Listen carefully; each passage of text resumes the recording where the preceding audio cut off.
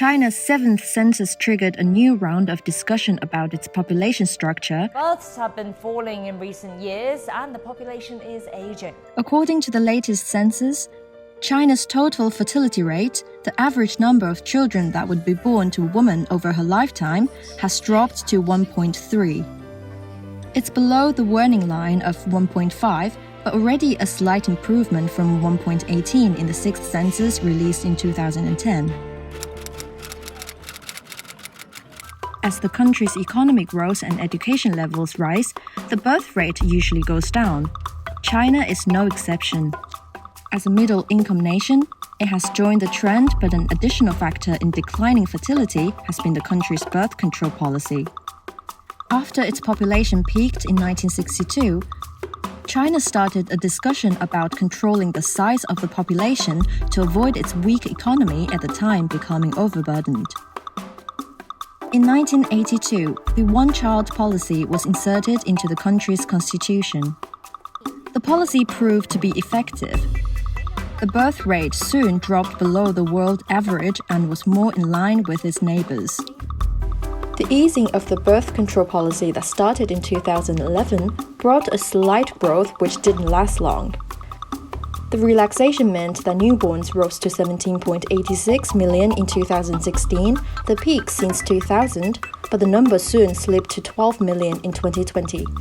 What keeps this downward trend? First of all, the preference for a son during the one-child policy has caused an unbalanced sex ratio. There are fewer women of childbearing age in the world's most populous country. People are also reluctant to have more children.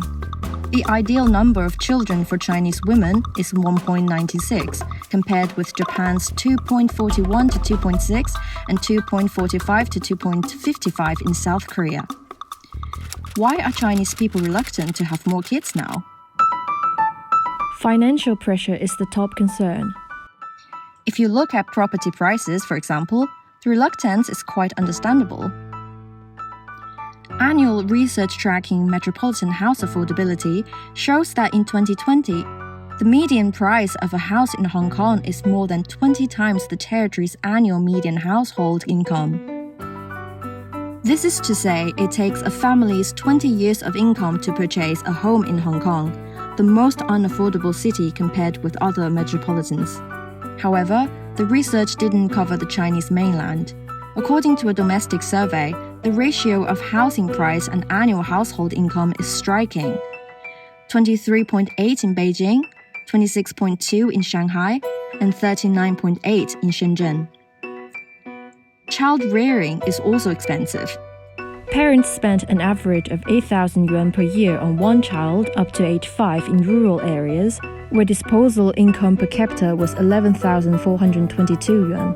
In urban areas, the comparative figures were 15,000 yuan and 31,195 yuan, respectively. And this is just the expenditure before the age of 5. When it comes to education, there is no cap on the cost.